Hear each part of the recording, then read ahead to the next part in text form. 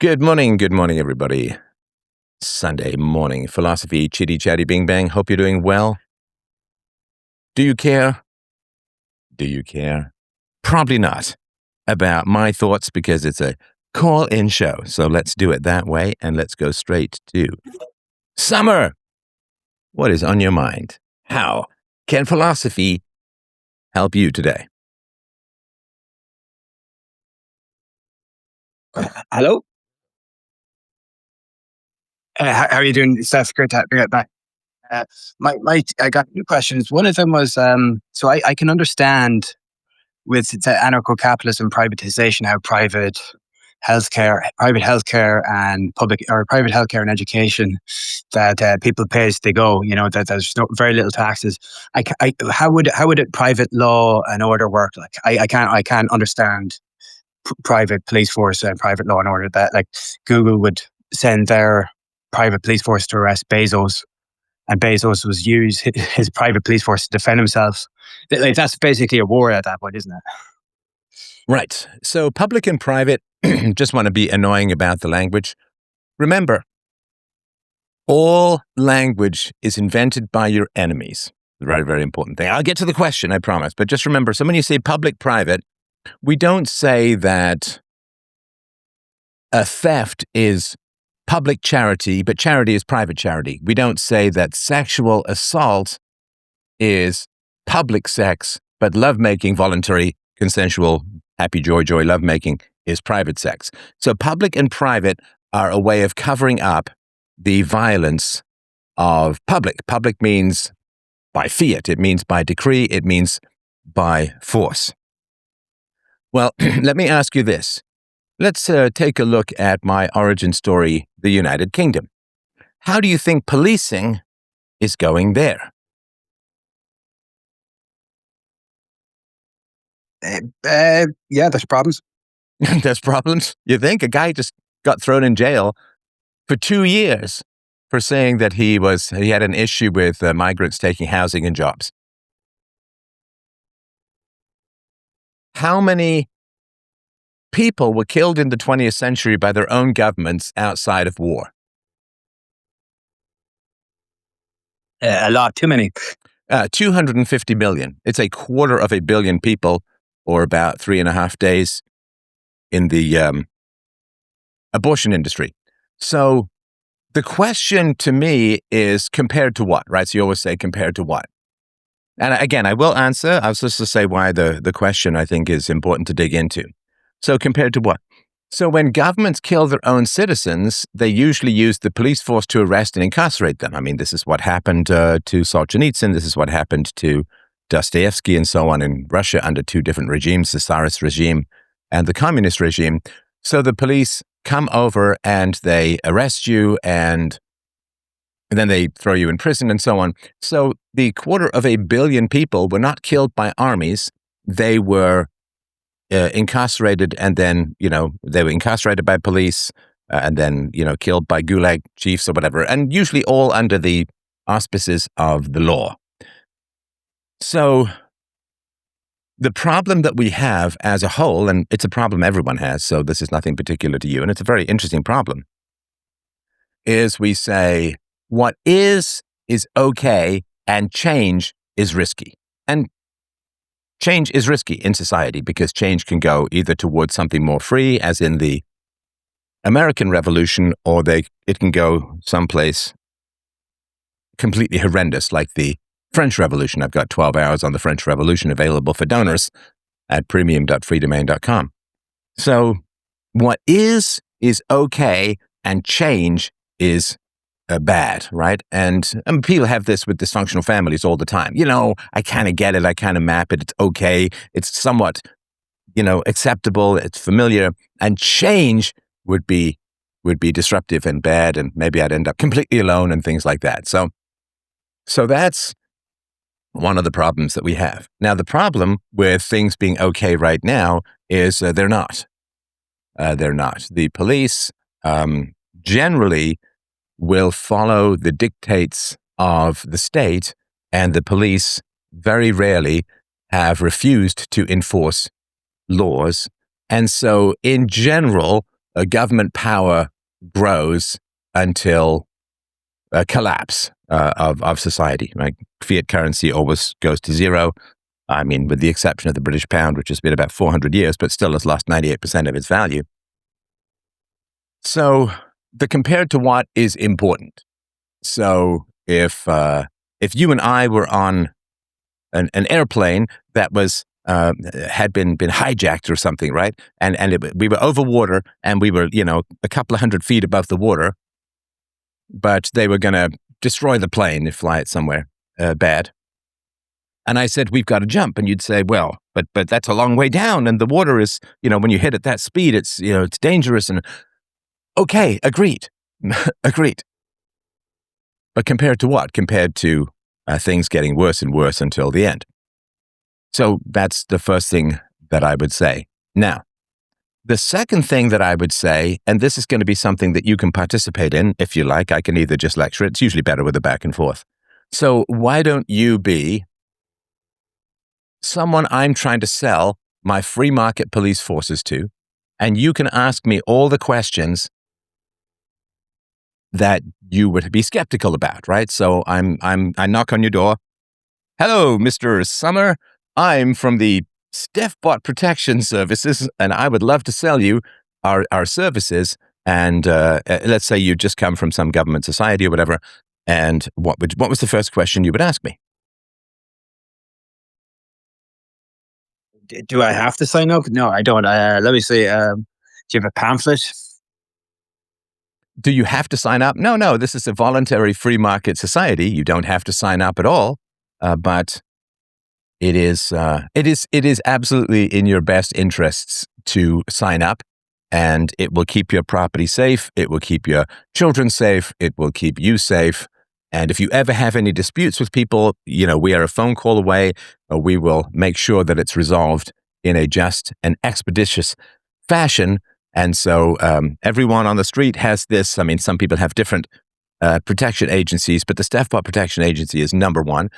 And, you don't want to be roaming around in society with no protection from thieves and scammers and cheats and liars and so on, and people who don't send you, whatever you ask them for. You pay for something online and you never get it. Like we'll deal with all of that. We'll resolve all of that. And because you've signed up for us, you get a special logo by your name online, which says that the StefBot Protection Agency is going to be all over their shit if they treat you badly.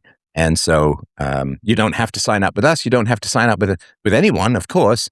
But then people will know you don't have a protection agency, and you're probably going to be more likely to be preyed upon because you don't have, big burly StefBot Protection Agency in your corner. So I'm just telling you, it's for your benefit. It's crazy cheap, and you'll probably never need to call us. But that's in part because you already have us. You have our logo. You're in our database. Everybody knows that you're protected.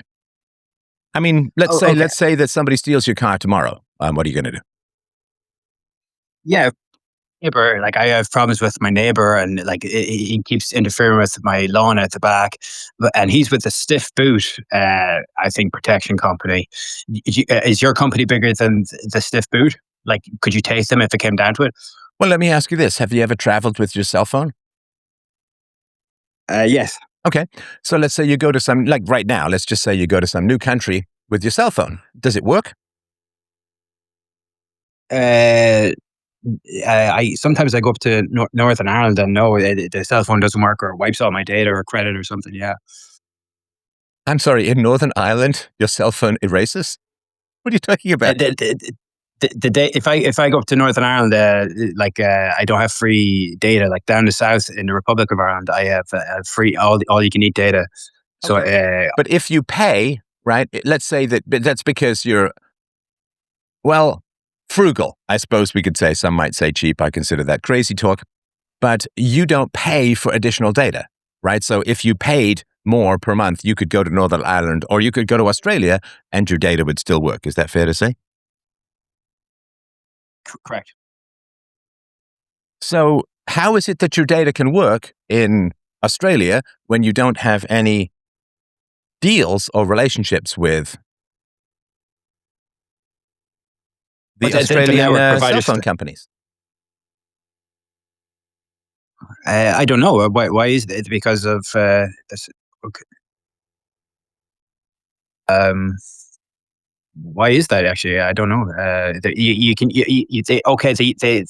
So my network provider, my cell phone provider, does a deal with them or something, or and Yeah. it charges both. Yeah, they work together. So your cell phone provider locally in Southern Ireland will have a deal with a cell phone provider in Australia, and they will just exchange data. And let me ask you this: have you ever sent an email to somebody not in your town?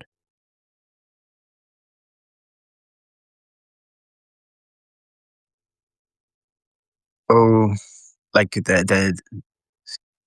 so like if I got into a dispute with my neighbor and he's with the stiff boot, No, hang on. protect. Sorry. I'm not sure if you caught that question. We're cutting out a bit.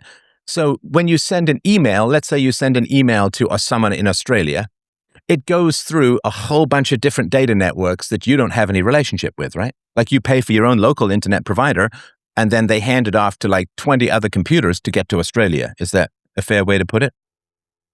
Correct. Is that called outsourcing or Well, similar? so sometimes it's called co-opetition, which is companies will cooperate, like cell phone companies will cooperate in order to have you go on their networks so that everyone can provide a better value. But it's companies working together to solve problems for their customers. So when you go to Australia, you can use your cell phone. When you send an email across the world, then the email is handed off to like 20 different corporations who have 20 different servers, or 2,000 different servers. And so companies work together to solve problems for their customers. In other words, if you have one cell phone company that says your cell phone is only going to work 20 miles from your home, that's not particularly valuable. However, if you have a cell phone company that says your cell phone will work all around the world, and let's say you travel a lot, then that's more valuable, so they'll figure out a way to do it. So me, as the representative of the StefBot Protection Agency, we've worked out deals. So if you have someone, like, it wouldn't be much value to say, we'll protect you from people in society if we could only protect you from other people who signed up for our services, right? So we recognize that's a big business problem. So what we've done is we've created a series of contracts with all of the other protection agencies. And if we, for some reason, don't have a contract with the protection agency, we will still negotiate on your behalf, because they want to provide services and protection for their customers. We want to provide services and protection to our customers. And we all recognize that if you have Bob's protection agency and you're signed up to StefBots, and Bob's agency won't listen to me or we won't listen to them, then there's a problem in society. Like, the big conflict that could escalate. Maybe you start shooting at each other with all of the legally available guns because it's a free society. So we have made sure that we have arrangements and agreements with your neighbor's protection companies so that we can, in a way that's transparent to you, we can resolve these issues. And I can show you all of those details. I can give you all the case studies. But in the same way, you go to Australia, it's just like you're at home. If you're dealing with us, if you become our customer and we have to deal with Bob's Protection Agency, it would be transparent to you. We'll work it out with Bob's Protection Agency, because it's to our advantage to have these reciprocal arrangements, just like cell phone providers, just like data providers, and so on. Okay, so my neighbor is Bob basically, and he's kind of doing something with my back lawn, and he's got a different protection company. Mhm. Okay, and so you go and negotiate with him what's going on with the situation in the back garden or whatever. Yes. So is he building a garden shed on your property or something like that? Let's just make up an example. Exactly, something like that. Or Okay. it could be small. It does. Okay. So how did it used to go in your old country, like in your government-run country? What would happen if Bob was building a shed of his on your property? You'd call the police, and then what would happen? Solicitors would be involved, wouldn't it? Pretty much. And how long do you think that would take to resolve? And how expensive would it be? Uh, it'd be pretty expensive, I reckon. I don't know. Well, I mean, sorry, I don't know. Let me ask you a different question. Have you ever tried to use the police in a government society to resolve a somewhat complicated property dispute? I actually haven't. I very rarely need the police force or law enforcement for anything. But I'm not being smart, but I'm sure we could abstract to just create a situation again to try and make the point and try and work. Okay, have you ever known anyone who's tried to use the legal system to resolve a fairly complicated dispute? I'm sure I have, but they probably haven't let me in on the zone. Like I go down to the law. I go down to the court sometimes just to spectate in my local town here, just to see the proceedings. But Well, I so think it's the average lawsuit takes years and costs 10, 50, 100,000 pounds. yeah, which is huge. So the problem is you think that you're in a system that works and you're asking how a different system could work. And that's a fine question to ask. The question is, does your existing system work? And anyone who's tried to use, I mean, I personally, just me as Steph, I've tried, and actually I've used the legal system a number of times to protect my interests and to deal with people who've done me wrong. It's crazy. It's crazy. So it's not a system that works at the moment. The law system is largely used to threaten political opponents, to throw free speech, people exercising free speech in jail, and so on. So the existing system doesn't work. And if you've ever talked to someone who's tried to remedy a fairly complicated wrong, I mean, I had a fairly complicated wrong probably 25 years ago, went to a lawyer, and he said it'll take 5 to 10 years and $500,000 to resolve. I mean, just read the beginning of Bleak House, right? The law is designed to punish political opponents. The law is designed to make lawyers rich, and the law is designed to impose political will. The law is not designed to helpfully and easily and efficiently resolve disputes between citizens, because the law is designed by the government for the government. It's not designed by the people for the people. But a private system of law is designed by and for the people, because if I'm not able to please you, I don't get your business. And I want your business, so that's why we're talking. So if you have this issue, okay, tell me, so you got your issue with Bobby's building a shed on your property.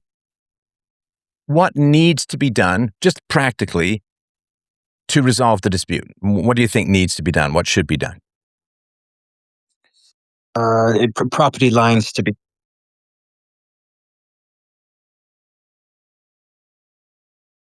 Oh, he may have just crossed over into Northern Ireland.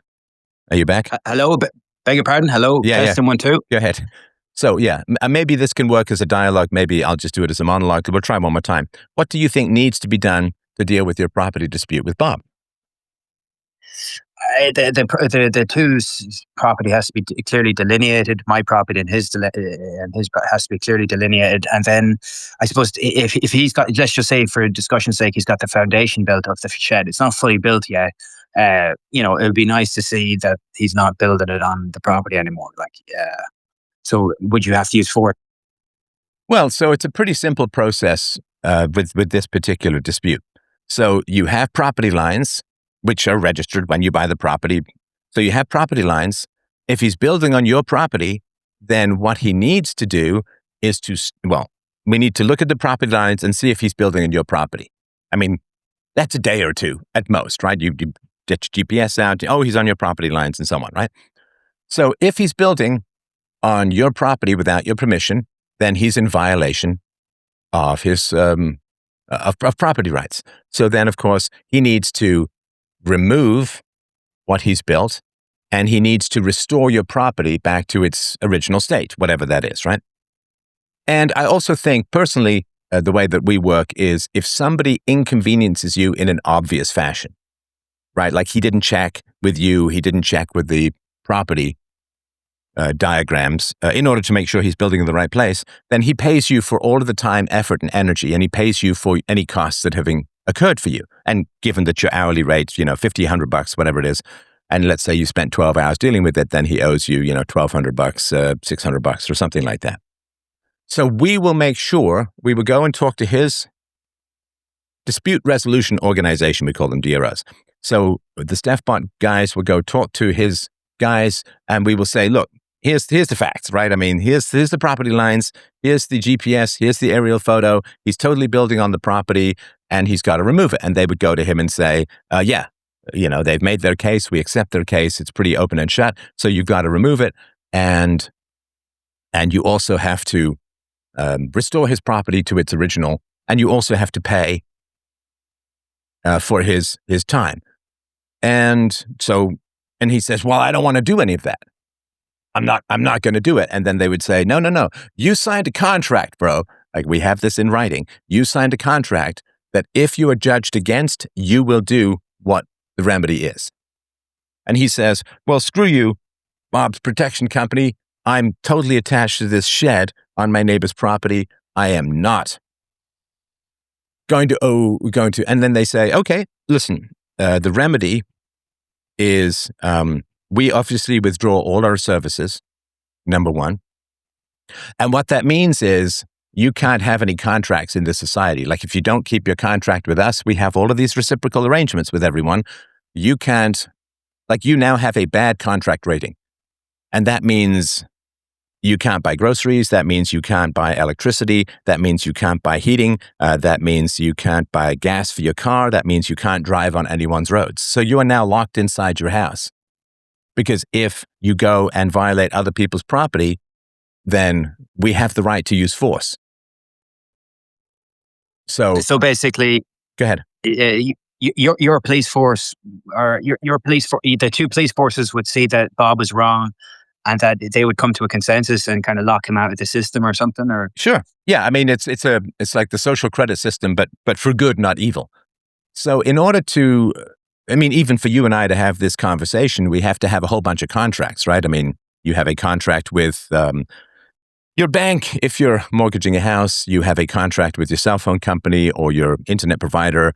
You even had a contract to some degree when you went to go and buy your computer, right? I mean, they give you the computer, you have to buy, and you have a contract for the warranty. So you have contract for heating and electricity. And so everything that goes on in society is this big whirling interweb of contracts.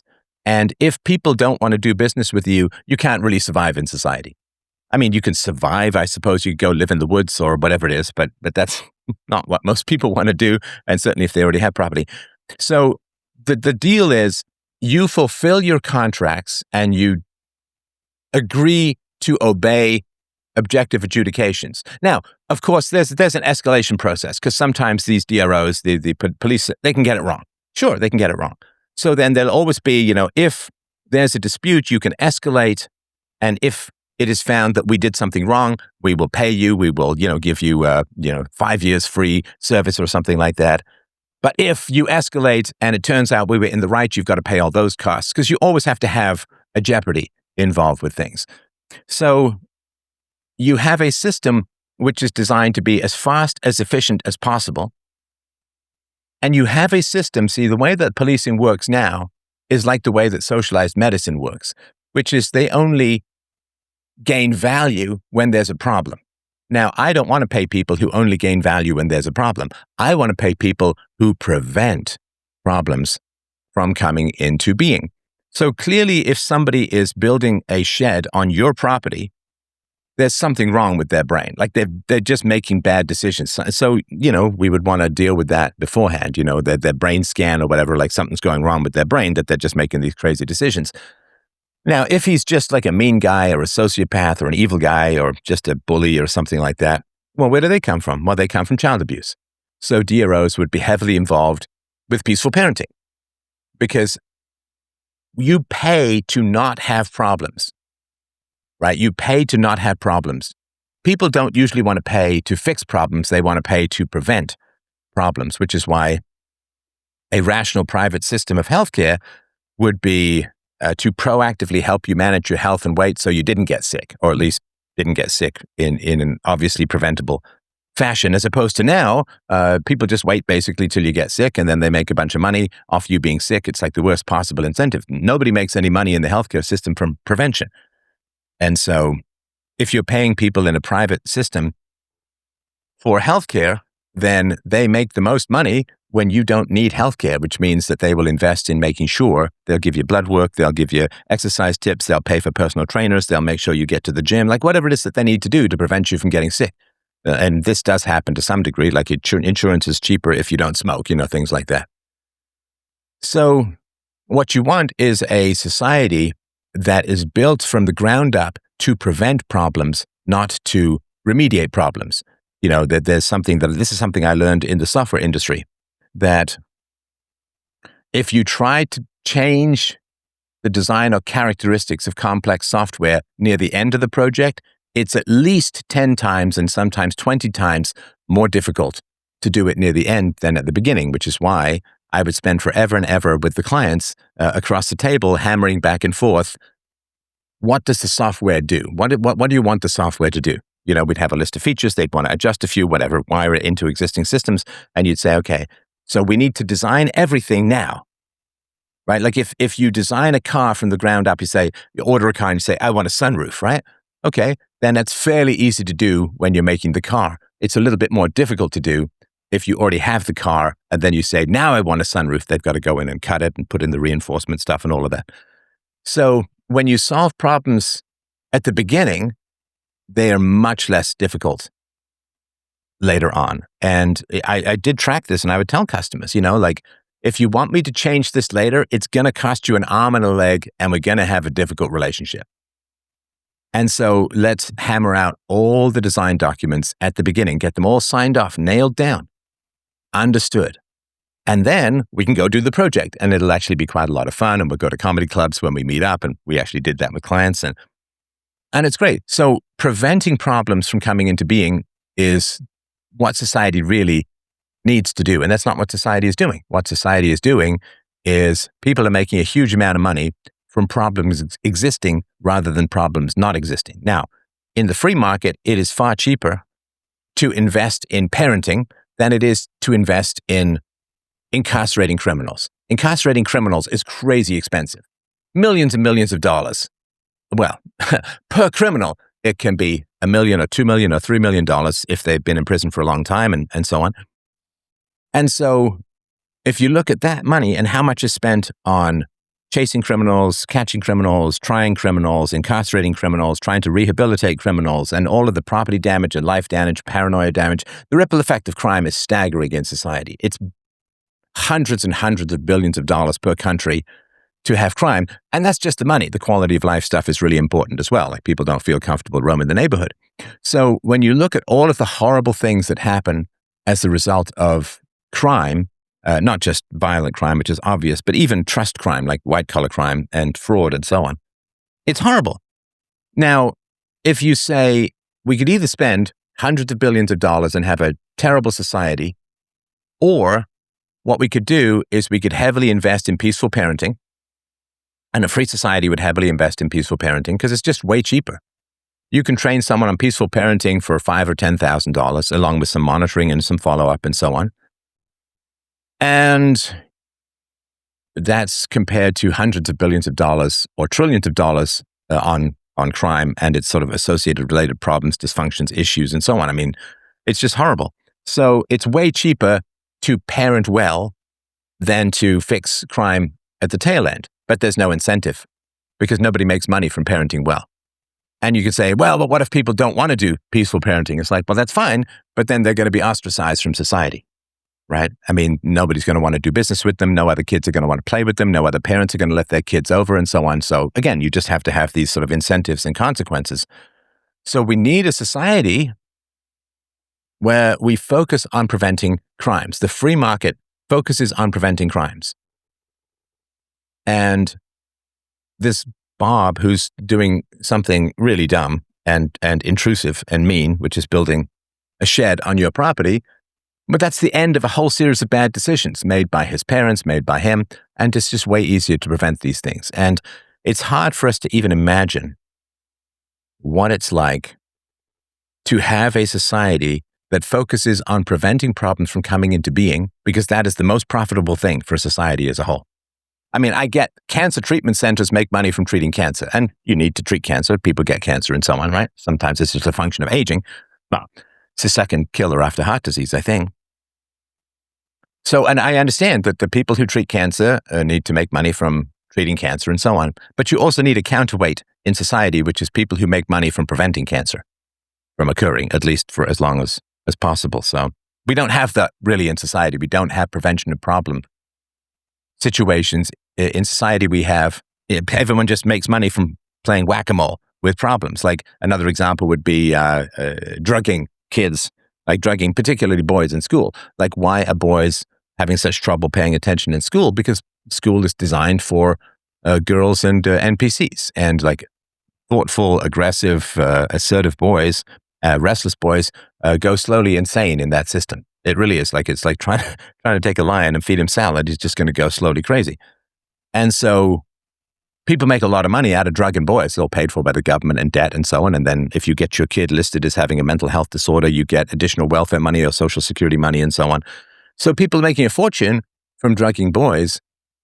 And who would possibly make any money from redesigning the educational system to be more boy-friendly so that boys get up and are eager to go to school? Like, I get up every morning, I'm eager to do my show. Like, I got up this morning, I had a lovely breakfast with my wife and my daughter, and we had lovely chats, and we were actually chatting till 2:00 in the morning last night because we were just on a great conversation roll. And then I'm like really eager to come and do this show. I love learning, I love studying, I love writing books, and I obviously I have a bit of a talent that way, but most people are like that. Most people want to learn. Most people enjoy learning things. Most people are excited to get a hold of information. But nobody is able to reform the educational system because it's surrounded by coercion.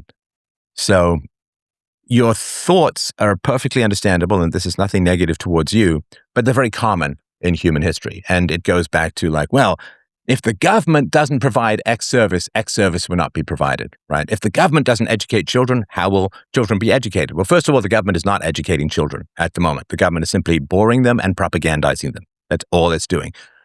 98% of everything you ever learned in 12 years of education is gone and forgotten. And you really remember this, when you try and teach your own kids, if you homeschool, try and teach your own kids, like, how do you do long division by hand? Like, I spent years on that. And I'm like, still got to go look it up. I don't remember because I never use it, right?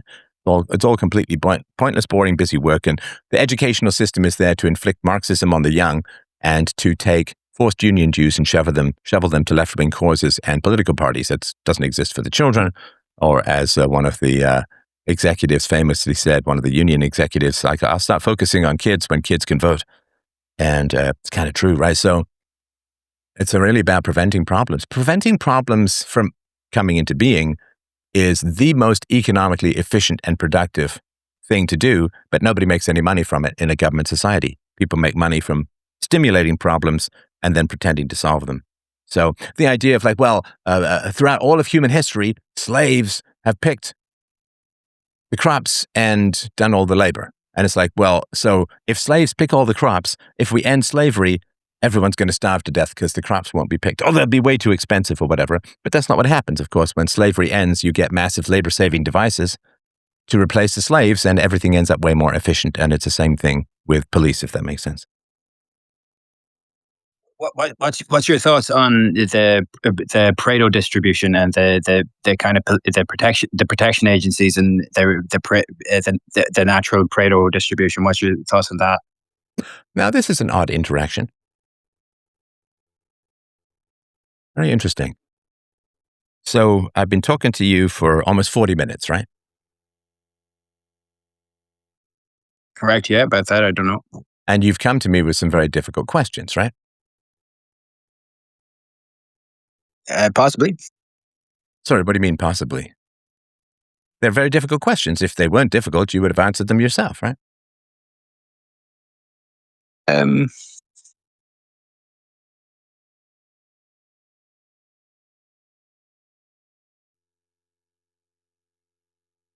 This is where the conversation may get a little bit awkward, but I'm genuinely trying to help you.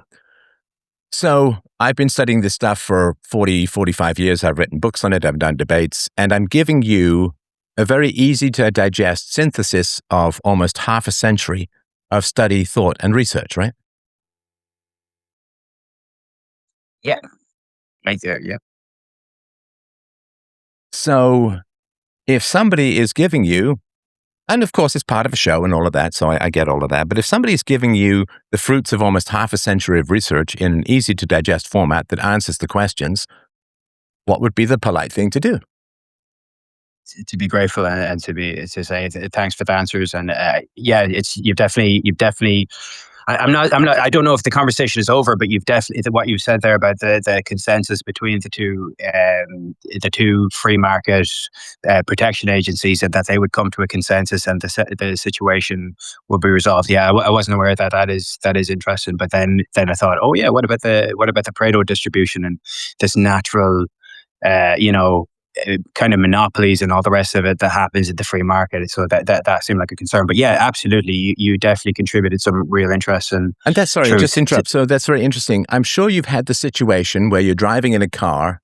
Maybe this doesn't really happen anymore, but maybe when you were younger or you saw your father do this, you're driving in the car, you get lost, and you stop someone by the side of the road and you say, which way is it to the museum? And then the person, sits there for 5 minutes or so, draws you a map, tells you how to get there and so on. What do you normally say?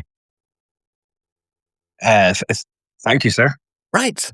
And that's interesting. And the reason I'm bringing this up is I want this to be sort of instructive for everyone, that if you want people to give you knowledge for free, shouldn't you show some appreciation? And the reason I'm saying that is I don't want to answer your next question, right? I do want to answer people's questions, but if I work really hard, and I have for decades, to be able to answer these questions in an engaging and enjoyable fashion, I hope, then if I get no thanks, no appreciation, even if you disagree, like, hey, I don't agree, but thank you so much for laying it out this way, blah, blah, that's totally fine, right? Don't have to agree. But this is the result of decades of study and practice in explaining things. And if I spend, almost 40 minutes engaging with you to try and explain something, and the answer is good, and you just hit me with the next question without any appreciation, would you want to, if you spend, half a day helping your friend move, and then he just says, oh yeah, no, I need some weeding down in the back too. No thanks. Do you want to weed for him? No, but I think like I was saying, it was an interesting. I'm sorry, say again? There's kind of reciprocity. Your viewers have possibly listened to the answer and to the stimulating question in the first place. That it was arguably a stimulating question about the privatization of police forces and stuff. So yeah, I should be grateful of you, and it should be reciprocity, though. What do you mean? That I should be appreciative of you, and perhaps maybe should you be appreciative of the question in the first place, or no? I did say thank you. It's a great question. So, but are you or me getting more value? Forget the audience. Are you and me getting more value out of the question and the answer? I hate to say it, but I think, are you making money from this? I'm not making money from this. I'm not making money from this. There is a general people donate and so on, right? But just I already have the answer. So just looking at the Q&A, and it's an interesting question, right? The economics of sort of public questions and answers, right? So I already have the answer. So giving you the answer in that sense is of almost infinitely more value to you than it is to me. Does that make sense? Arguably, you'd be right.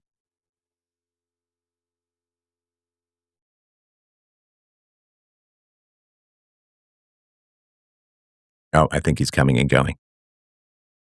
Hello, test 1 2. So yeah, what you said there about that Bob's protection company and your protection company would come to a consensus. Yeah, I wasn't aware of that. So thank you. That did. I'm not fully convinced yet. But I'm not fully convinced to commit to anarcho-capitalism and how it works. But what you said was definitely furthered the conversation and definitely contributed truth to your side of the conversation that I wasn't really aware of before the start. But I'm not so sure if the conversation is over. But you've definitely contributed greatly to the conversation. Well, and I appreciate that. And I'm not trying to be a nag. I'm really not. We'll survive either way. I'm just curious because maybe I was raised in England, went to boarding school and so on. So maybe this is a bit of the over politeness of sort of the British side of things. But if somebody spends 40 minutes answering a challenging question for me. And again, fully convinced, fine. Obviously I wouldn't expect you to be fully convinced in something like this, but it's a good answer. So it's just a question, and it's a very interesting question about appreciation. You just immediately went to the next question showing no appreciation. And it's not even appreciation in terms of like, oh, thanks, Steph, for the answer. I had no idea whether my answer was of value to you or not. I had no idea whether I'd even answered your question to your satisfaction. I had no idea what you thought of my answer. You just went straight to the next question. Does that make sense? Like, I didn't know whether you were just moving on because you didn't understand or moving on because I wasn't answering your question. Like, I had no feedback on my answer, and therefore I don't know. Like, if you say, that was a great answer, I'll certainly mull it over, thanks, and then you come with another question, at least I have some guidance as to whether what I'm doing is providing any value. So the thank you has to do with providing value. Like, if I stop to ask someone for directions and they try to sell me concert tickets, I'm not going to thank them because they're not actually providing value, right? And so one of the reasons we thank people is to inform them that they have provided value, which then informs the next answer that I provide. So if you say, that was a fantastic answer, I love the way you approached it, thank you, and then I know that the way I'm approaching the answer is a value to you. But if you just move on to the next question without referencing the last 40 minutes, I have no idea whether I'm providing value to you or not. I have no idea whether my answers are good or bad. You could be moving on because you're just like, this guy just rambles, I don't understand. But I'll try one more question, in hopes of. So a lack of feedback makes it hard for me to provide value, right? Like, you order a slice of pizza, you get a little thing on the receipt that says, rate your pizza, rate this, rate that. And that's because they want to know, if they're providing value, if you like the pizza. And if not, you get this every time you go to a meal, there's usually a little thing on the table, or sometimes, Applebee's or whatever, and you can. So, and what's interesting is, I think this is where my frustration came from, is I spent 40 minutes working very hard to provide an answer. I don't know if I did anything of value to you. And so I didn't have any particular motivation to answer the next question, if that makes sense. So politeness has a very practical thing. Like, if you'd have said to me, Steph, this answer makes no sense at all, and I'm not convinced at all, and I think you've just completely missed the point of my question, then at least I know that I'm not providing value to you. But if you just move on to another question with it was kind of dizzying for me. Like, I just spent 40 minutes trying to answer this very tough question, and then just moved on as if I hadn't said anything. You moved on as if it was my first question, if that makes sense. And again, I'm not trying to be a nag, but I'm just really want to be honest about my motivation. My motivation was like, whoa, hang on. I just spent 40 minutes answering this guy's question. Now he's just peppering me with another question with no feedback. And the feedback could be, Steph, none of what you said makes any sense. It's wrong. It doesn't have to be, oh, thanks, great answer, although I think it was a great answer. But how am I supposed to navigate providing value to you if you don't provide me feedback on the value I've already tried to provide? Does that make sense? Yeah, good point. Yeah, 100%. I'll definitely keep that in mind. 100%. All right. So what was your other question? No, I appreciate you listening to this meta conversation. So go ahead.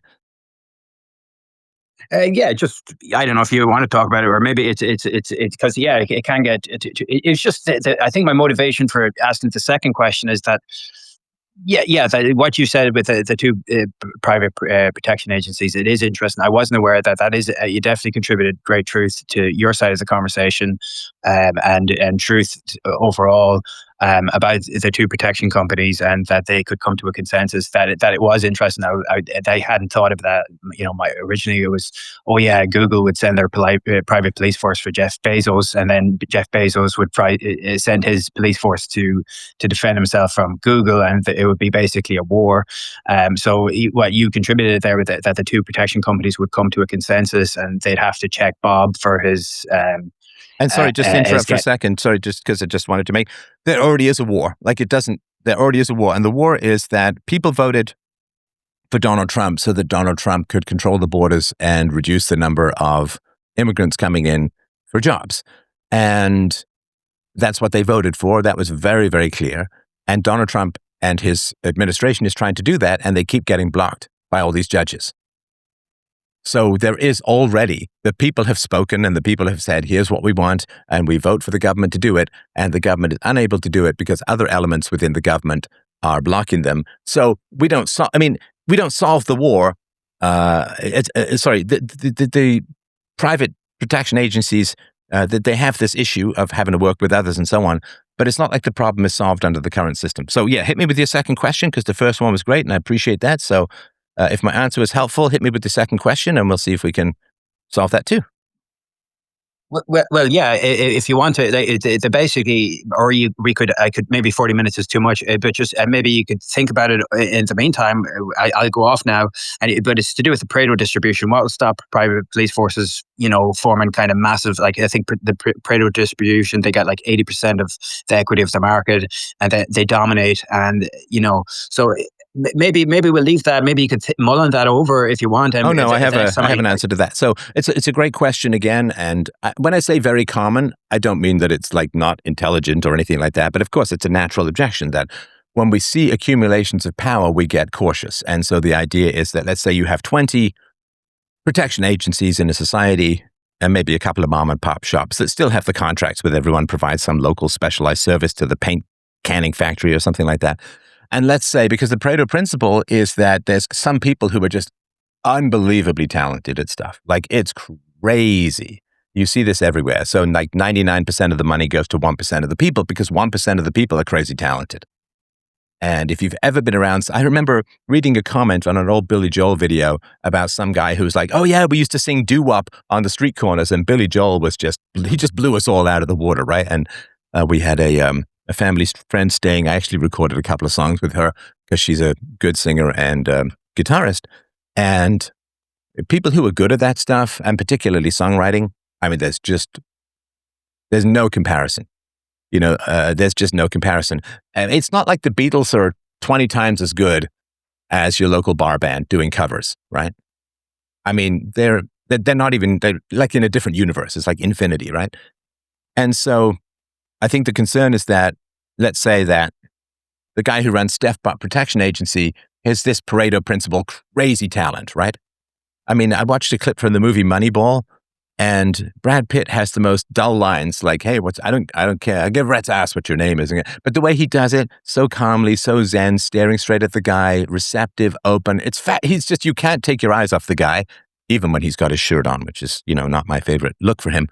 But, there's some people, they're stars. They have that special it factor. You can't take your eyes off them, and so on. And they can't explain why they do it either, right? There's some famous actor who's like, how do you look so thoughtful on stage? He's like, I don't know. I think about my grocery list. Put me on stage thinking about my grocery list. I'm not a movie star, right?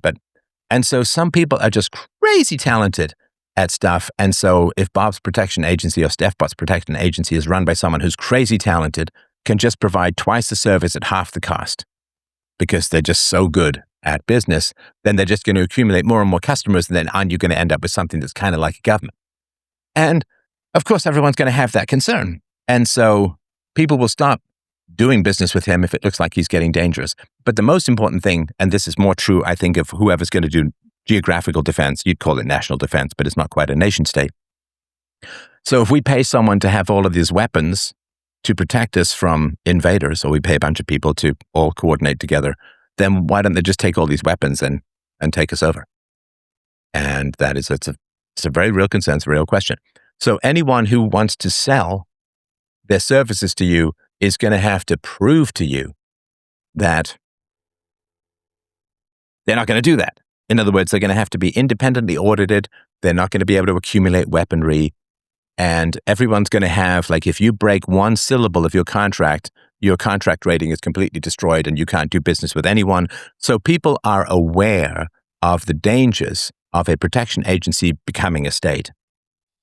And so all of those contracts will be built into those situations. In other words, if there's Bob's Protection Agency and Steph Bot's Protection Agency for, like, their armies, navies, whatever, Air Force, whatever you need to protect. Although I think basically you just need to go for foreign leaders, which I sort of talked about. I talk about in my novel, The Future, which you should definitely read, freedomain.com/books.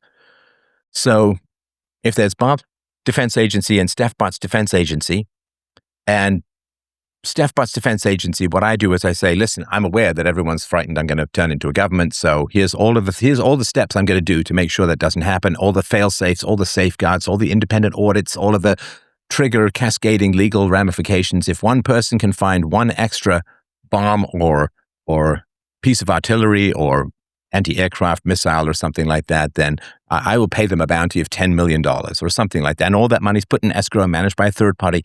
So I would put a bounty on anyone who is focusing on proving that I'm doing something nefarious. And the other thing too, defense is way easier than taking over a country. So preventing someone from taking over your country is way cheaper and easier than taking over a geographical region. And so if he's trying to accumulate weapons to take over the local geographical region, he's going to have to charge a lot more money or get a lot more loans or something like that, because it's Bitcoin. You can't just create money or something like it. And so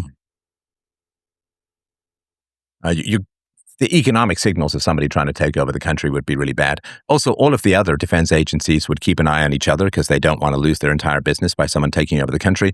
And also, people would be armed because it's a free society, so you can have weapons. So taking over the country would be crazy expensive. You just end up with it. They made a desert and called it peace, like you'd end up with nothing. So there would be tons of fail safes and so on, and it practically would be impossible. But the last thing, of course, is that if the worst conceivable situation from a free society is you end up being at risk of another government, it's still worth pursuing because we already have that government. They already have those governments anyway. So anyway, I really do appreciate the questions. Great questions. And I really appreciate the opportunity to talk about those again. We will move to Christian. Christian, thank you for your patience. I appreciate that. And if you want to unmute, I am all with the Dumbo ears. Going once, going twice. Hey, can you hear me? Yes, sir. Go ahead. Great. So thank you so much for bringing me on. So my question is mostly about how we can prevent paranoia from exacerbating or getting worse, or what we could potentially do to help people unwind a sense of paranoia. Because I think one of the palpable fears that we have right now is that certain bad actors have a sense of paranoia, which enables them to morally rationalize bad decisions and bad behaviors. Can you give me an example? That's very abstract. I want to make sure I focus my answer on what's most pertinent to you. Sure.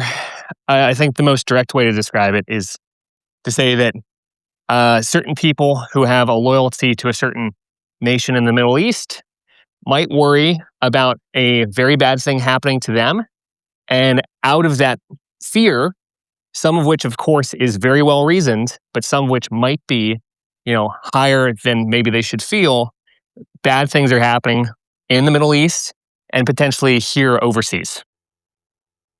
Yes, I think I can crack this indecipherable code.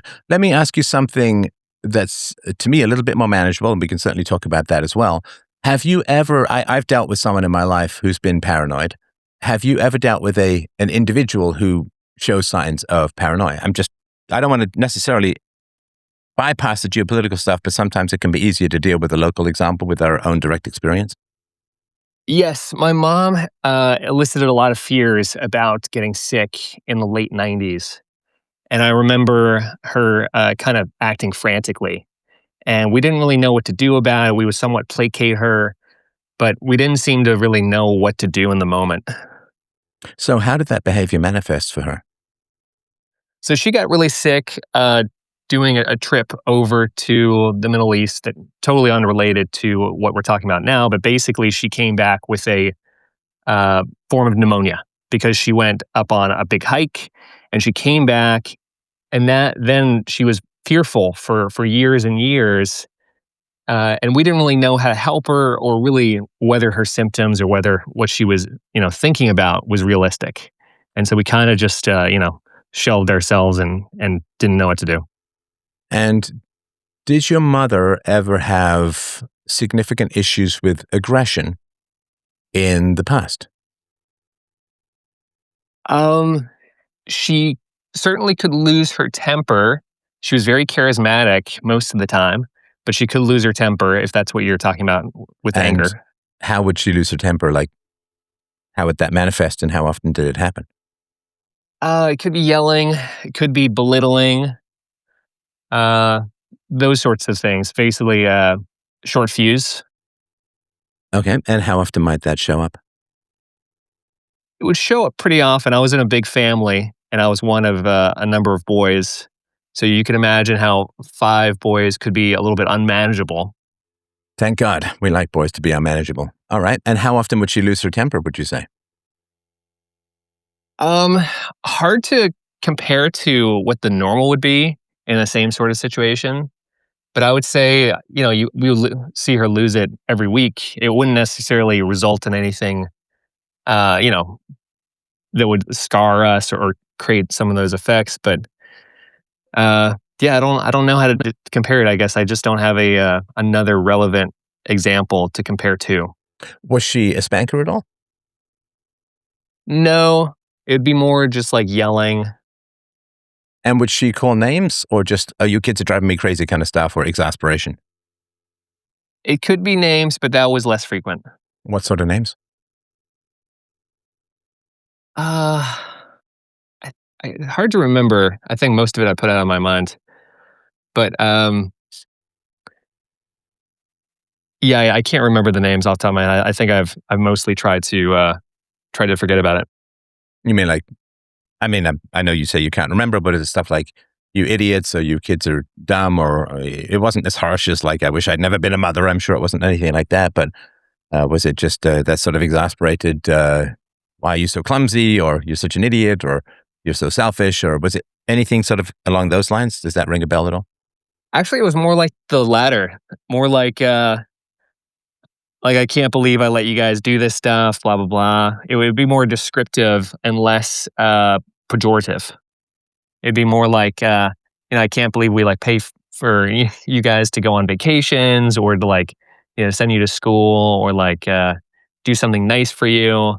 It would sort of be like, what is it, retribution style, where it would be like the threat of potential retribution. It wouldn't be pejorative name calling so much so, more so like, we regret doing things nice to you because you're acting in a way in which we don't consider to be permissible within our social class or milieu.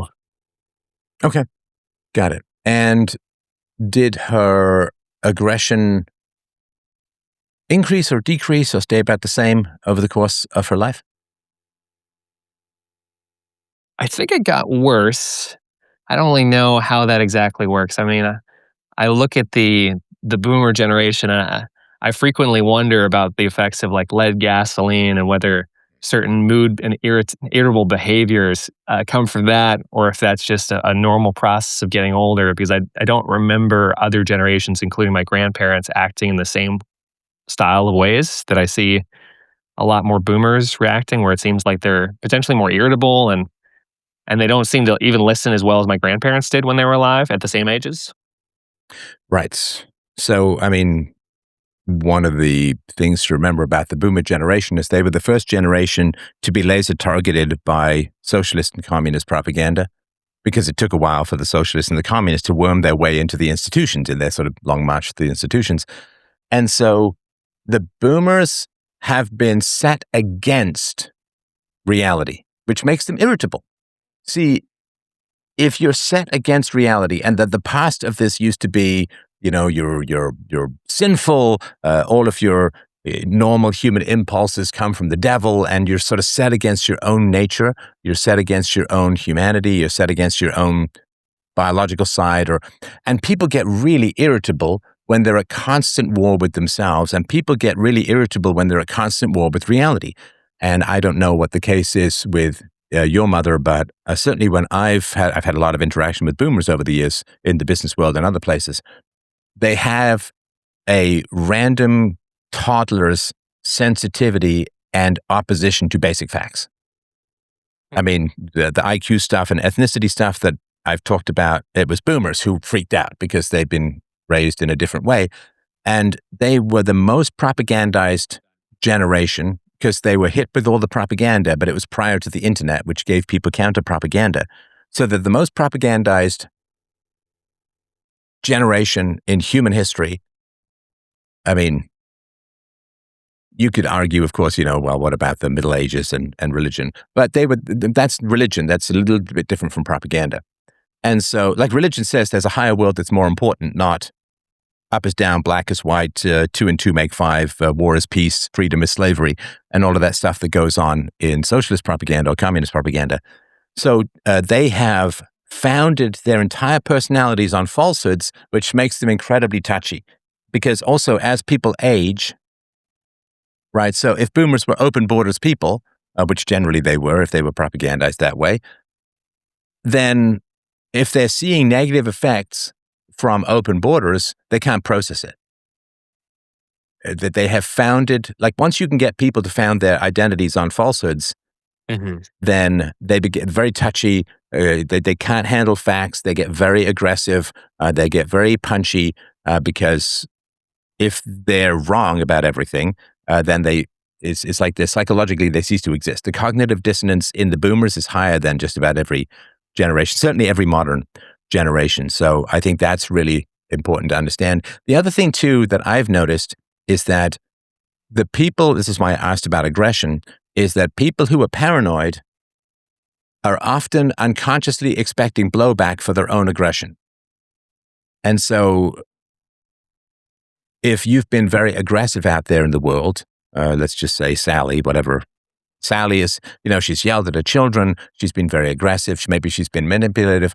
And when any of her children come to her with facts that she disagrees with or facts that go against her sensibilities, she, rolls her eyes. She gets kind of aggressive. She pulls that, that, how could you? Like, that's so weird, that there was a woman in England who was talking about immigration and housing and just made this twisted, holding in a fart face, which is what people do who've been heavily propagandized when they come across counterfactuals. They just can't process it, and all they do is eye roll and signal that this guy's just weird. Like, why would you even think that? It's just so bizarre, right? And this was the conflict I had with someone last week who said that my perspectives on biology were just bizarre, and it's like, bizarre is not an argument. It's very girly, and it's not an argument. It's so bizarre. Like, yeah, but can you actually make a case? So my guess would be, with regards to your mother, that if she's put out a lot of aggression in the world, then you unconsciously are awaiting blowback. And if it's getting worse, it means that, you can undo some of the aggression that you put out in the world, but that means you've got to humble yourself and apologize. And if you apologize, then you can reduce the chances of blowback, right? And so groups who portray themselves as victims are often putting out a lot of aggression in the world, and then they expect blowback, and that makes them very aggressive and punchy. This happens in just about every society and just about every group as a whole.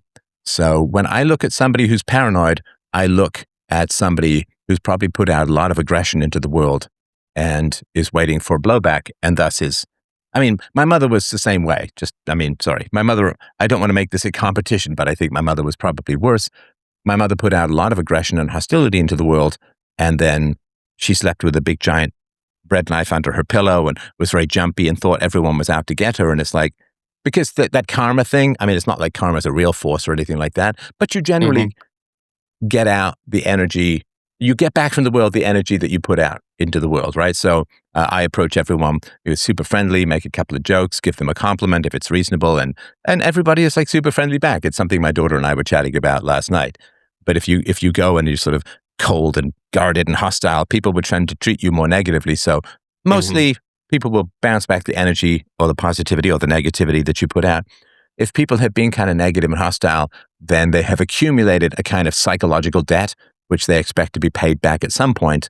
And that often shows up as, people are out to get me. And it's like, well, maybe you've put enough negative energy or hostility out there in the world that people are going to be kind of hostile to you and not supportive of you. And therefore that makes you kind of jumpy. Does that help at all? It definitely gives me a bunch of thoughts. I guess the first thing I thought about was actually when you're a small child and maybe you'd get a cookie out of the cookie jar when you're not supposed to. And then you'd be sort of operating from a sense of fear, knowing that you sort of broke the rules, but thinking that because you've been punished before, that now like you're actually in sort of a weird spot where you enjoyed what you did right away because you got that immediate gratification. But then you're operating from a sense of, if not paranoia, you're definitely anxious because you think that you could be punished, anytime, sometime in the future. And I wonder if that's sort of like the winding of the gears that happens within people psychologically, where people get away with something and then from thenceforth, they then built in a defense mechanism to try to either rationalize it or I don't know. Yeah, I think that I certainly know that in my own childhood, there were entire stretches of my childhood where I could be gotten for something. Like I I was the last one to use the flashlight. The flashlight was supposed to be in some drawer. I can't remember. Like I was like 7 or 8. I can't remember what happened to the flashlight, but I know the flashlight is missing, and our power would go out on a fairly regular basis. There were these sort of rolling brownouts and blackouts when I was a kid because the coal miners were on strike and stuff like that. And so when I would be like, please God, don't let the lights go out because then my mother's going to look for the flashlight. She won't be able to find the flashlight. And God help me if she remembers that I was the last one with the flashlight. I mean, I can try and gaslight her and so on, but I'm going to get beaten. I'm going to get beaten bad, right? So, and there were just a couple of things usually that would be floating around, like if I would lose my keys, my key. I had like two keys to get into the apartment building, keys to get into our apartment. And keys were like $1. I used to cut keys in the hardware store. They were pretty cheap and we were pretty broke, but we could afford $1 for a key, right? But I could never tell my mother that I had lost my keys because my mother believed that if I'd lost my keys, people were going to break into our house, even though my keys had no name, no label. If I'd lost my keys somewhere, I could never explain it to her, even though it made sense. Like, if I'd lost my keys and somebody found a key ring with 2 little keys on it with no address, no name, no nothing, somewhere out in the world, they weren't going to come. I remember saying to her, like, they'd have to go and try every apartment building, and then there are like, 100 apartments in this building. They'd have to go up and down each, corridor, trying each key. Like, it's not going to happen, right? And for what? We've got nothing. We've got nothing. We're broke. Like, people aren't going to. So I tried to explain that. And so I didn't have any money when I was little. It's one of the reasons I got, first job when I was 10, because I needed to be able to cut some keys. And so I would wait until my mother left in the morning, and then I would leave our door unlocked, and then I would go to school, and I would come back home, and I would just wait for someone to let me in the building. And then I would go, and so we were actually more at, quote, risk, because my mother wouldn't let me get a key because I never had any money for lunch out, so I'd always have to come home and try and gnaw on whatever Gollum fish bones were lying around the apartment.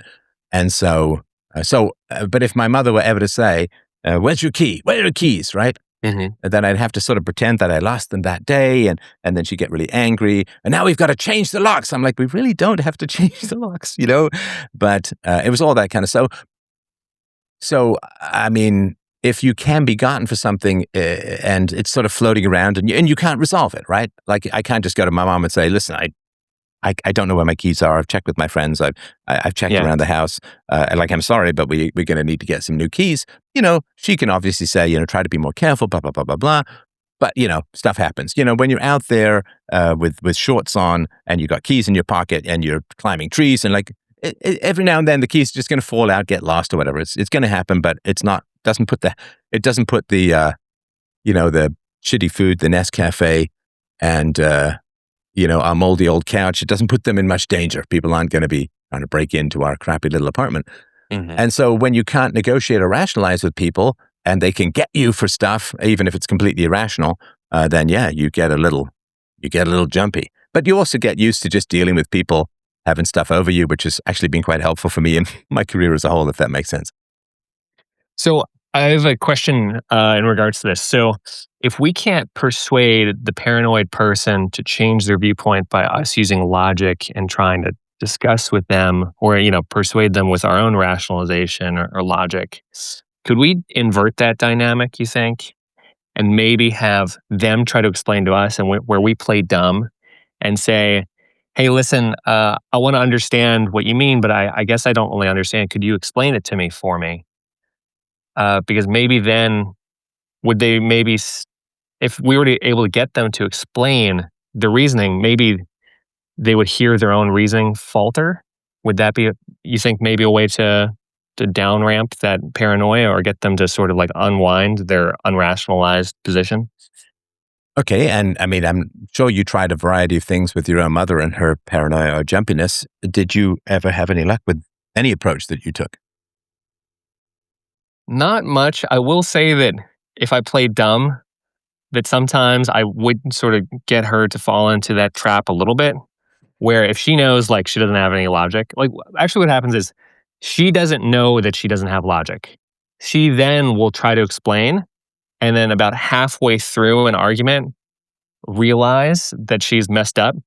And I can use that to unwind her confidence and her willingness to be aggressive about it. Mm. So long as I don't like dig in, or like, try to get her to concede or like rub it in at all. If I instead let it go, then she will just try to pretend it never happened. And she will actually lessen her investment and sunk cost fallacy into whatever like viewpoint she had. Right.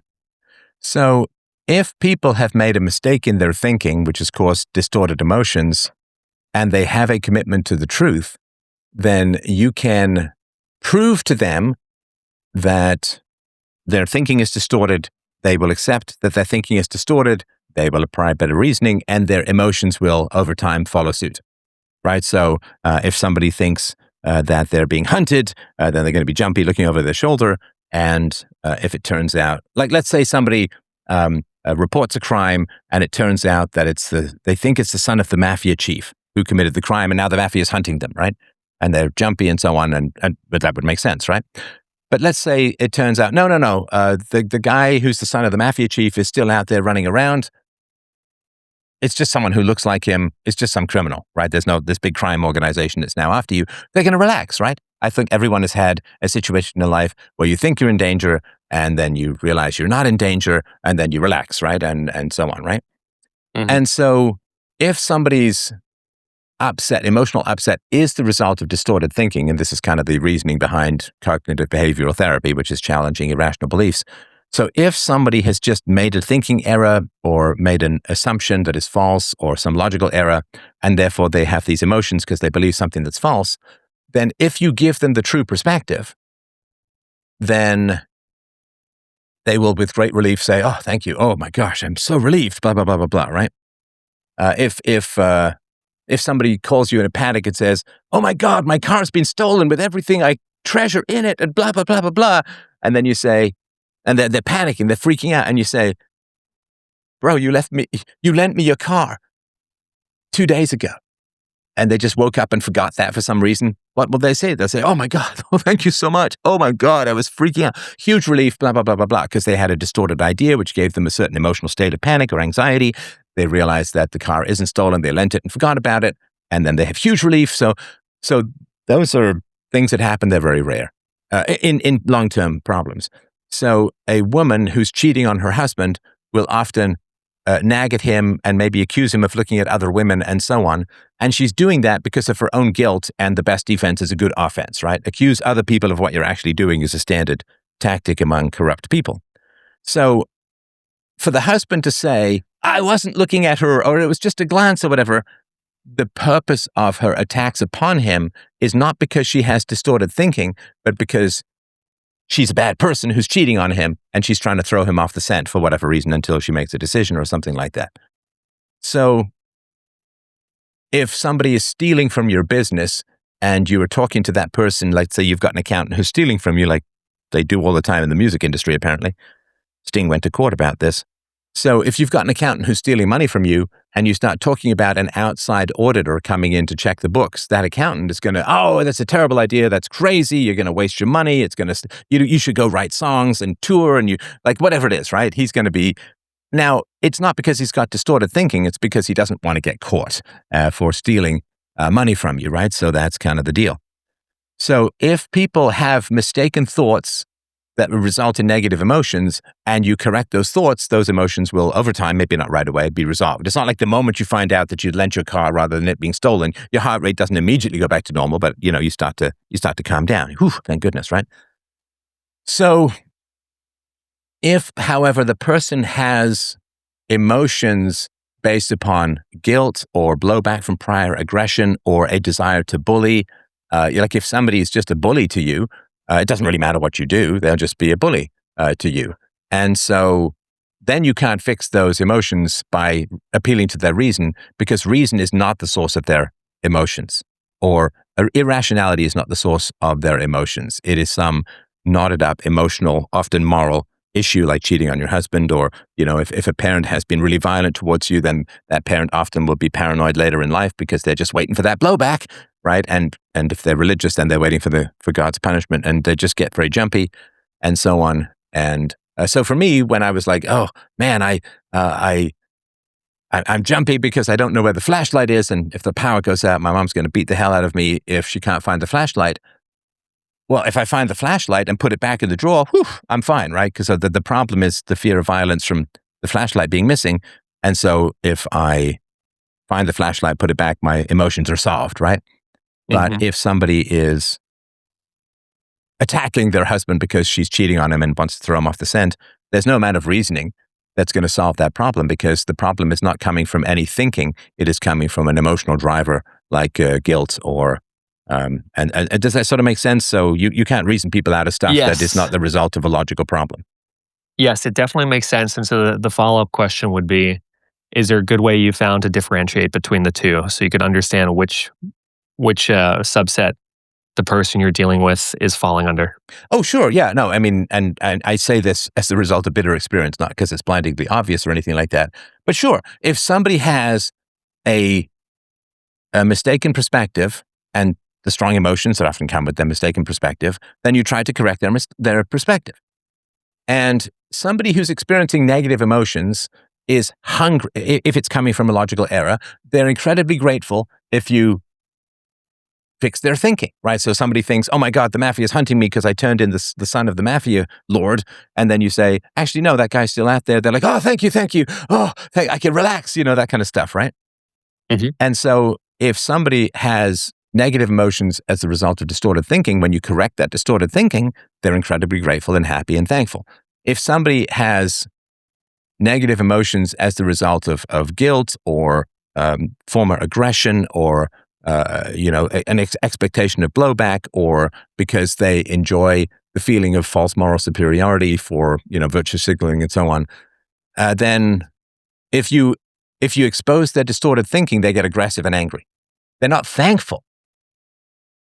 There's these jokes. It's kind of you see these physical comedy things in movies where, somebody throws a suitcase away because it's going to explode. And then somebody says, oh, you brought your suitcase, and they put it back to them and walk off. And the guy's like, oh no, right? Whereas if you lose your suitcase or you drop your suitcase and someone brings it to you, you're like, oh, thank you. My God, I'm so, if you ever try to leave a plane and you leave something in the overhead bin and somebody says, hey, whose is this? Is somebody leave? And oh, that's mine. Oh, thank gosh, right? Or whatever, right? You're thankful. So if you try to correct people's thinking and they get aggressive and they get manipulative and so on, like, what was it, last week, there was a guy calling in about UPB and he was saying, these aren't proofs, right? And so I said, human beings are alive as the result of following universally preferred behavior, such as eating, drinking, and so on. And of course, he couldn't even inhale to answer that without breathing. So he couldn't even answer the question without the university. If you ever tried, everyone tries this at some point when you're a kid, like, how long can I talk until I run out of oxygen completely, right? So he couldn't even have the debate without inhaling. And so breathing is universally preferable behavior just for having a debate. And he accused me of a wide variety of logical fallacies and so on, such as begging the question. And I'm like, identifying a biological fact is not begging the question. Animals are carbon-based life forms.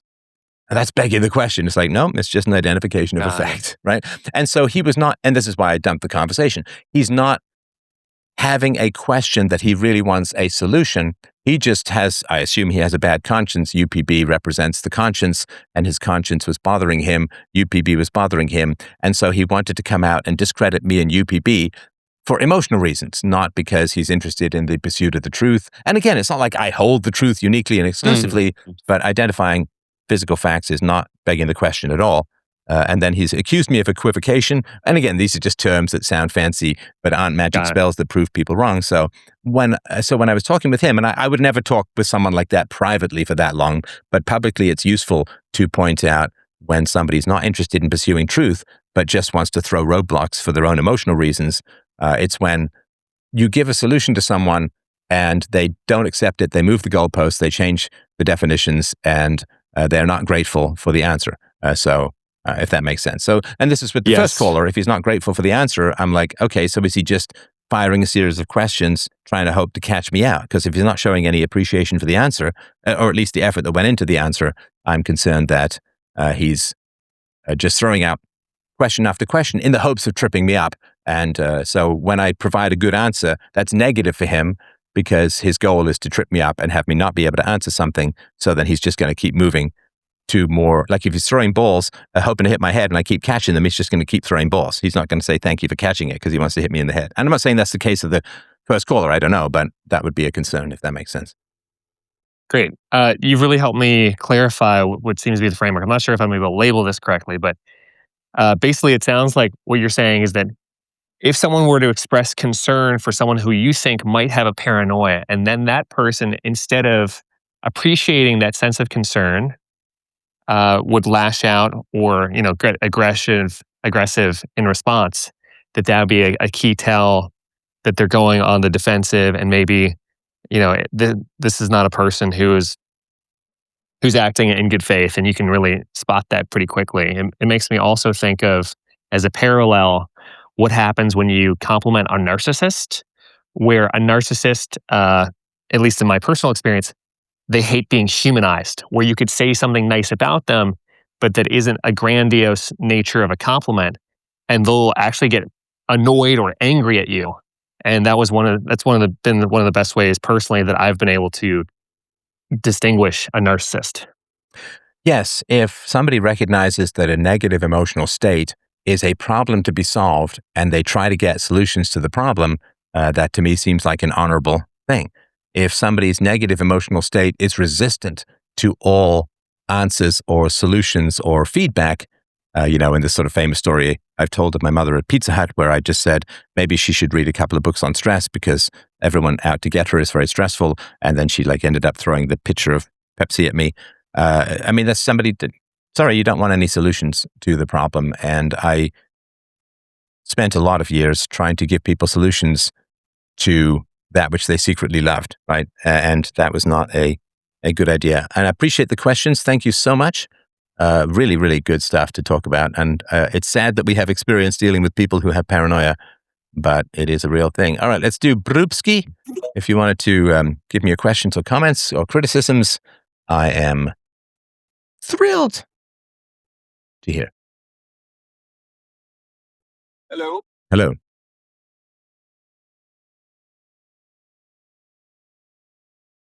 Can you hear me? Everybody here? You are very faint. I'm going to need you to get closer to your microphone. I'm sorry, Stefan. For some reason I can't hear you. Let me. Gail. Oh, are we back? Oh, are we back? Oh, we are. I'm back. Okay, go ahead. Hello. Can you hear me? Okay, sorry, I'm getting an echo from you. I'm Do you not getting an have echo headphones? from you. Do you not have headphones? Yeah, I'll turn down the volume for this. I'm sorry. I'm Yeah, just going to ask a question and then then we won't be able to engage in a dialogue. So go ahead. Go ahead. Okay. I heard an argument on a Dave Smith debate with a conservative podcast or a conservative streamer. He had the question of it was a question against libertarian ethics. I want to know if UPB could take a stab at it. He said that he asked Dave Smith if libertarian ethics would forbid, if a person wanted to engage in bad acts with like a dead animal or something. I know it's a very vulgar example, but Dave didn't have a good answer for it, and neither did I. And I just want to know if UPB or you could take a stab at answering this question. That's it. Okay, I appreciate that. Let me just, I'm sorry to mute you in, but we got a wicked echo. So, okay, that's interesting. So with regards to somebody who's committing lewd acts with a dead animal, that is not a violation of UPB. That is not a violation of UPB. However, it is a sign of such wildly deep emotional, intellectual, and moral dysfunction that nobody will want to have anything to do with you unless you go and get some help with your completely bizarre bang a skunk fetish or something like that. So, I mean, it is obviously not a violation of the non-aggression principle to copulate with a dead elk or something like that. Now we have the thumbnail. But of course, we all know that if somebody is doing something like that, they are insanely disturbed and creepy and will be a grave danger as a whole. Because if you're willing to do that, what are you not willing to do? And so on, right? So if you find some dead animal in the forest and you put on some Barry White and lay a tablecloth and, prop the dead elk's sightless eyes up on the tablecloth and ask it about, hey, how's your life been? And how did you end up here? And, the bugs in your eye sockets really do bring out the gleam. And it looks like you're smiling the whole time because your lips have been mostly eaten away by chipmunks. And I just don't think I've ever felt closer to anyone or anything. And this may seem kind of forward, but I was just wondering if I could cop a feel in the hole where your front leg used to be before the wolves tore it off. You got it going on, man. I don't think I've ever felt quite as strong a pull. Anyway, I could do that all day. Let's not, though, for the sake of it being memeable. But if you end up wooing and romancing an animal corpse and then deciding to make the beast with two backs with a beast with no back, then you are clearly morally deranged and of great danger to society. And society would not be able to punish you for a direct violation of the non-aggression principle. Of course, assuming it wasn't someone's pet, because you still own the body even after, and that would be violating somebody else's property or somebody else's livestock or something. Let's just say some random animal in the woods. Again, I know this is extreme.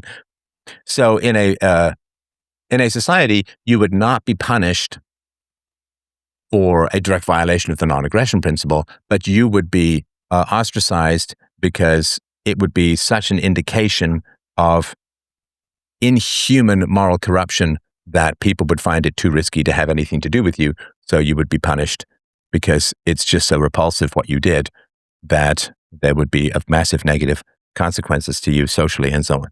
So that was fairly quick. Let's do one more. Skindy. What is on your mind?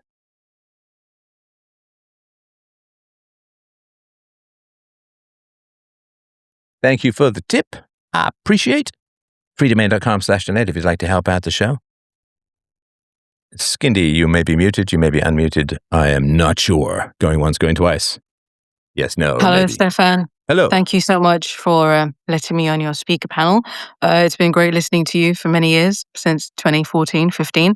I have two questions today. One may have a longer answer, one may have a shorter answer. My first question is, why is it so difficult to spot the covert narcissist when it's a female?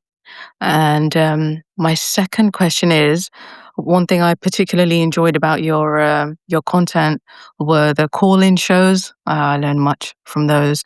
If you would recommence those, I'd love to know when that would happen or if that would happen at all. Thank you. Yeah, call-in shows are still coming out, so they're still going on. In fact, they are at least half, if not more, of the content. So just go to fdpodcast.com, sign up for the feed. They generally are labeled call-in shows.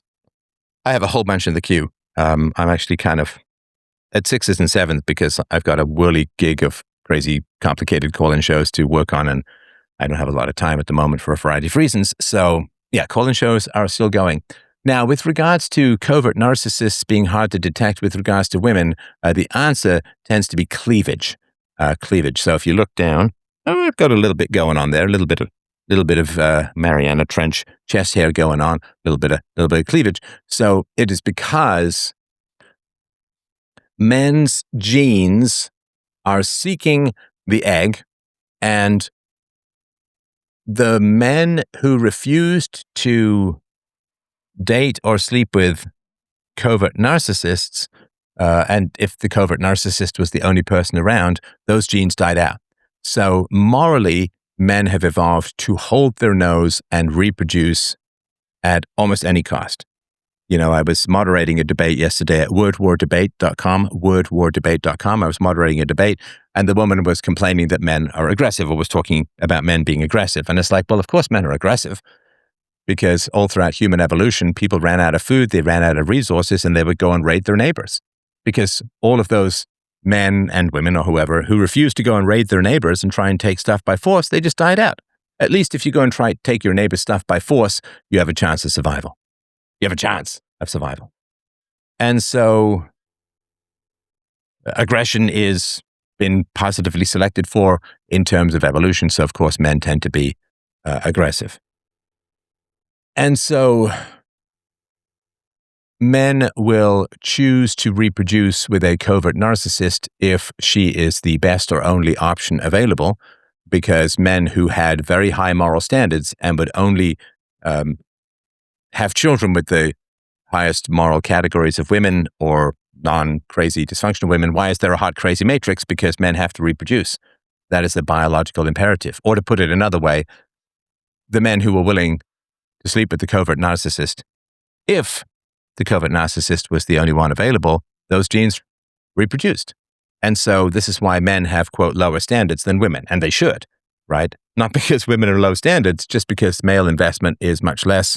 Women should have higher standards because their investment in reproduction is obviously almost infinitely higher than a man's, you know, because after a mere 2.5 hours of lovemaking, right? So women, of course, still have to bear the children, carry and bear the children, raise the children, and so on. And so it is hard for men to detect the covert narcissist, because you would detect the covert narcissist in order to avoid the covert narcissist. Now, if you're married to a good woman and there are covert narcissists around, you would detect them and try and get rid of them, but that's the minority of men throughout human history, and most people throughout human history were various stages of crazy and corrupt, just because we didn't really have modern understanding and freedom and so on. So yeah, the narcissist thing is really just based on the male reproductive incentive, in that, 10 to 15 times more women than men would reproduce at times throughout human history. And we can see this. There's this woman who says, I'd rather be a temporary fleshlight for a 10 than a domestic servant and sex slave to a 5 in terms of like male attractiveness. And so, I'm not even going to complain about that. Women's hypergamy is why we've got to the top of the food chain. So these are descriptive, not prescriptive, but men cannot afford to avoid reproductive opportunities because they were quite rare at many times throughout human history, and women tend to be very picky and upward looking when it comes to reproduction. So men can't be as choosy and men can't be as picky. And we see this, like these studies where some attractive woman is hired to go and approach men in the bars and offer sex. Most men say yes. An attractive man goes to a woman in a bar and offers sex. Almost all women say no, for sort of obvious evolutionary reasons. So freedomain.com/donate to help out the show. Really do appreciate your questions, comments, issues, challenges, criticisms, and feedback is all delightfully and gratefully and humbly appreciated. Shop.freedomain.com for your merch, freedomain.com/books for your books, peacefulparenting.com for your shares of the great book, and call.freedomain.com to book your call-in shows, paid or private. It's absolutely up to you. Lots of love, everyone. Thank you for a great, great show. Fantastic questions, great interactions. Lots of love, my friends. I'll talk to you soon.